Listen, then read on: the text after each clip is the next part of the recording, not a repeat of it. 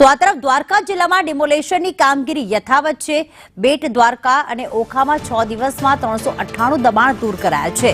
398 ગેરકાયદેસર બાંધકામ પર દાદાનું બુલડોઝર ફરી વળ્યું। 59.11 કરોડની જગ્યા ખુલ્લી કરવામાં આવી।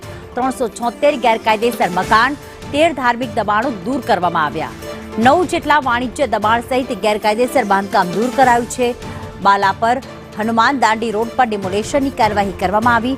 પાર વિસ્તાર ઓખા વિસ્તારમાં બુલડોઝર ફર્યું છે। દામજી જેટી પરના અનેક દબાણો દૂર કરાયા। હજુ પણ બેટ દ્વારકામાં ગેરકાયદેસર બાંધકામને નોટિસ આપવામાં તો આવી જ રહી છે। તો મેગા ડિમોલેશન હજી પણ યથાવત છે। છઠ્ઠો દિવસ પૂર્ણ થઈ ચૂક્યો છે ને 398 જે સ્થળો છે તેના પર બુલડોઝર ફરી વળ્યું છે। કેટલાક ધાર્મિક સ્થળો છે, કેટલાક રહેણાંક મકાનો છે।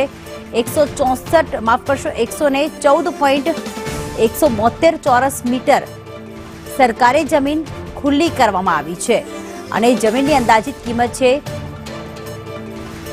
59 કરોડ 11,30,000 રૂપિયા।